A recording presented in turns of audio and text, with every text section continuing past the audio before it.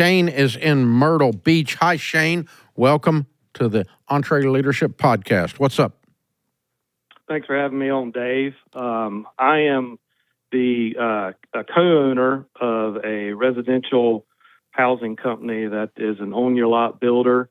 We have about 25 employees, and our top-line revenue for 2023 was $26 million.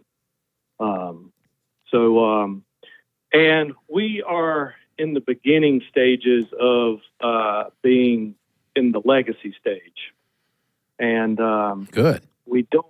We feel like we're probably 5 or 6 years away from trying to pull away from the business, and we don't have any obvious choices for to take over the entire company. We realize that someone will have to have some management help, and we've got 2 or 3 key employees that are really shown a lot of leadership and growth, and we're trying to figure out the best way to include them in some profit sharing to help continue to motivate them in their growth.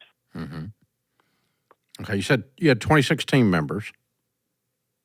25. 25, and 2 of them are what you're considering being eligible for this. Yeah, we have kind of 3 locations throughout eastern South Carolina, coastal South Carolina, and we have one location where kind of the sales manager and our superintendent have really shown a lot of growth and are at least showing potential that we could not be involved in the day-to-day operations of at least that one location. Mm-hmm. So you think about dividing the profits up by location and sharing them, or sharing them across the whole thing? Well, we have the profits divided up by location anyway, mm-hmm. and then so we know what our profit is each. Yeah. We actually have it divided up in 2 ways at each location, because we actually have our company set up as a construction company and a sales team.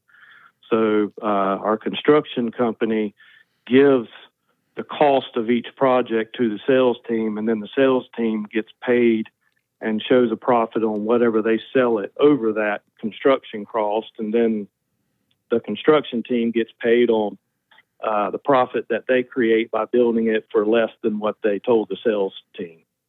Okay, so the price they're giving them includes a margin, and then the sales team's marking it up again and making theirs, and you're running that as 2 separate profit centers. Yes, sir. Okay, all right. So how are you thinking about paying the team member, the senior team member that's leading a location that has those 2 different things in it? Well, I know that, they're very numbers oriented, so we want it to be some, because I've heard you talk about profit sharing in the past and the problems that you've had, and you kind of went back and sort of made it a more of a thing that could be changed moving in time. But we also want it to be some concrete numbers that we can show them. So our thinking was to pay these 2 members off of our construction profit, but basing them getting this additional bonus off of this construction profit, it would also be based on them hitting some sales goals. Does that make sense? Yeah, but it's messy. It's messy because they also are managing the sales team if they're managing the whole area, right? Right, yeah. They're managing their sales team and basically the sales office.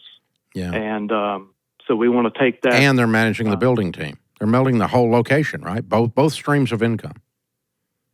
Right. Well, pay them off of both streams of income then. Right. Okay. Like that's how you get paid. Right. Yes. You can make them a partner without giving them stock.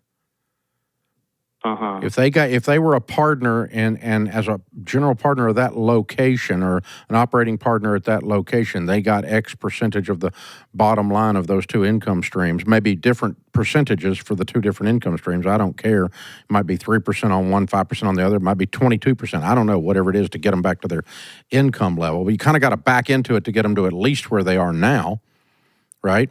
Right. And so Yes. what does the guy at one of the locations make now, as an example? They're both able to. They're both right around that 150 a year mark. Okay, and what percentage? Okay, and if I took the sales profit at that location and the builder profit at that location, what would those two things add up to? As far as percentage? No, total dollars. The total. Okay. I believe last year at this particular one, it was like about 1.5. Okay, and Right, so yeah. if you gave them 1.5 and they could see the entire P&L and had some say so over the entire P&L, meaning they can create the revenue and they can help manage the expenses and keep them down, which they're probably already doing. They're running that location, then they are controlling their own income. Okay. And they get a raise. You don't think that? My only concern that we had with that was, sometimes people can get, we're doing all of this and we're getting this 1.5%, and y'all are just kind of watching us do it. And basically, there's that part where I own it. Do what? There's that part where I'm the owner. You are right there. I mean, come on. I mean, if you want to go own something, go own something. But this is right now. You're making 150. I'm offering you 2.25. Okay. And if the guy doesn't have the maturity to run the numbers and see his part in the numbers, then maybe that's not the answer. Right. So it sounds like we were trying to make it probably too difficult in order to not show them the full books.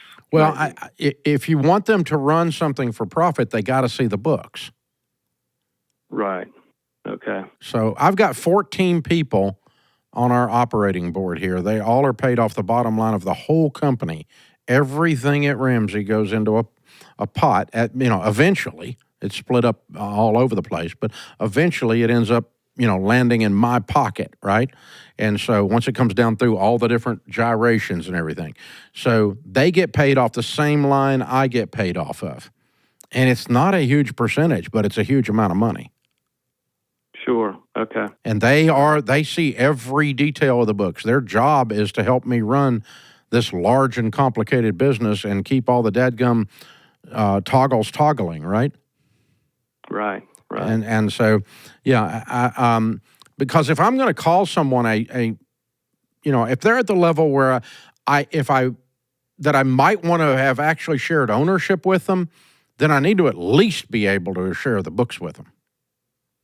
Yeah. Okay. And if they're not, then they're not. That's okay too, because not everybody can make it, can be on my operating board, because some of them can't handle looking at the numbers and going, well, that's only what I make. Yeah, well, you weren't here when I started it either. And you weren't here in those 16-hour days before I lost my hair and all that stuff. There's all that thing. So it's a good question. It's very interesting. And it might not be that that's the right model for y'all. You may want to just say, we're going to pay you off of this, and you can just start showing certain numbers. I don't care what it is that create the same situation, but I still want them motivated to run the business. Keep expenses down and revenues up. That's running the business from an accounting standpoint. I want to make a profit, and that's keeping expenses down, revenues up in your area. If you're not doing that, you don't get to be here, if that's your job. I mean, your job is keep expenses down, revenues up, and everything that entails. That means all kinds of different things, but that's what it comes down to. And that's what I have to do. If I don't do my job, I get to go home because we're broke. So that's how the whole thing unfolds. So, I think, what I would encourage you to do is, number one, nothing's in stone forever. Number two, I have them sign non-disclosures and non-competes if they're going to be at that level. And if they sign those two things, then we can talk about all kinds of stuff. This is the EntreLeadership Podcast.